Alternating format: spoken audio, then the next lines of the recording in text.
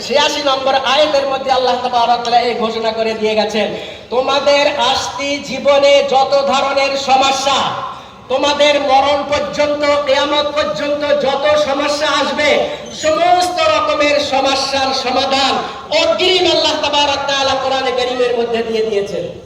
অগ্রিম সমাধান, যত সমস্যা আসবে তার অগ্রিম সমাধান আল্লাহ কোরআনের মধ্যে দিয়ে দিয়েছেন। আল্লাহর কোরআনে যে সমস্যার সমাধান পাওয়া যাবে না সরাসরি, সেই সমস্যার সমাধান আল্লাহর নবীর হাদিসে তালাশ করতে হবে। যে সমস্যার সমাধান কোরআনে পাবো, সেই সমস্যার সমাধান হাদিসে যাওয়া যাবে না। যে সমস্যার সমাধান কোরআনে পাওয়া যাবে না, সেই সমস্যার সমাধান হাদিসে তালাশ করতে হবে।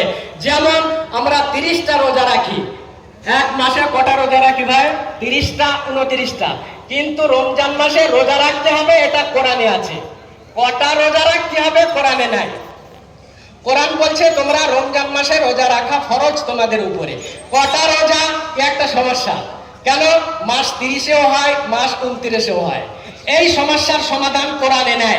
আল্লাহ তাবারক ওয়া তাআলা বলছেন আতিউর রাসূল, তোমরা রাসূলের কাছে যাও। দেখো রাসূল কি বলছেন। তো আল্লাহ রাসূল সাল্লাল্লাহু আলাইহি ওয়াসাল্লাম বলেছেন, যদি 29 তারিখে চাঁদ দেখা যায় তো সে বছর 29টা রোজা হবে। যদি 30 তারিখে চাঁদ দেখা যায় তাহলে সে বছর 30টা রোজা পুরো করো। এটা নবী সাল্লাল্লাহু আলাইহি ওয়াসাল্লাম সমাধান দিয়েছেন। তাহলে বোঝা গেল আমাদের আসতে জীবনে যত সমস্যা, আপনার ব্যাংকিং সমস্যা, আপনার লেনদেনের সমস্যা, আপনার মানে যে শেয়ার বাজার চলছে তার সমস্যা, আজকের যত ধরনের প্রতারণা চলছে তার সাজা কি হবে সে সমস্যা, আজকের এই আমরা ঈদের নামাজ পড়ছি, ঈদের নামাজে মাইকের ব্যবহার জায়েজ কিনা, না কোরআনে আছে না হাদিসে আছে, এই সমস্যার সমাধান কোথায় পাবো? আল্লাহ তাবারক তাআলা বলছেন ওয়া ইলা উলিল আমরি মিনকুম, তোমরা উলিল আমর সমাধানদাতা যারা আলেম আছে, যারা এই সমস্ত গবেষণা করে বার করে, সেই গবেষণা যারা নিরপেক্ষ গবেষণা করবে, আল্লাহকে সামনে রেখে গবেষণা করবে, তাদের কাছে তোমরা যাও, সেই আলেমরা যেটা বলে সেটা মেনে নাও। আজকের আপনাদের গবেষণার অধিকার দিয়েছে শরিয়াত, আপনাদের প্রত্যেকের গবেষণা করে মশলা ফিট করার অধিকার দিয়েছে। বোঝার জন্য বলছি এটা। ধরুন আপনি রোজা রেখেছেন, এমন জায়গায় পৌঁছে গেছেন সেখানে আপনার ঘড়ি নাই, চাটও নাই, ঘড়িও নাই, চাটও নাই, আজানও কোথাও শুনতে পাবেন না। আপনি দুজন মানুষ আপনারা আছেন, এরকম সিচুয়েশন হয় না হয় না লাইফে, কিছুই নাই সেখানে। তো আল্লাহ তাবারক তাআলা তখন আপনাদেরকে মুজতাহিদ বানিয়ে দেয়। তোমরা চিন্তা করো যে এইরকম সিচুয়েশনে কখন সূর্য ডুববে, কখন সূর্য অস্ত যায়, এবং অন্ধকার ভাবটা কেমন হচ্ছে সেটা দেখো। মেঘলা আকাশ থাকলে তোমরা চিন্তা করো, এখানে তোমরা গবেষণা করো। এই গবেষণার আলোকে যদি দেখো সূর্য ডুবে গেছে তো ইফতারি করে নাও।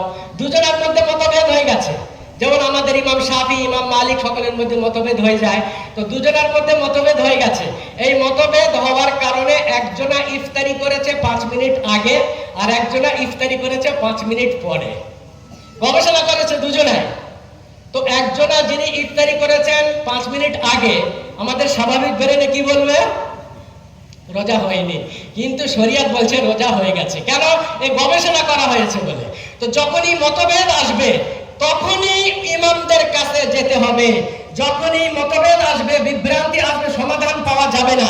যদি কোরআনে সরাসরি সমাধান পাওয়া যায় কোরআন মানা হবে, যদি সরাসরি সমাধান কোরআনে নেই হাদিসে আছে তো হাদিস মানা হবে, যদি সরাসরি সমাধান হাদিসেও পাওয়া যাচ্ছে না তখন যেতে হবে আমাদের মাযহাবের ইমামগণের কাছে।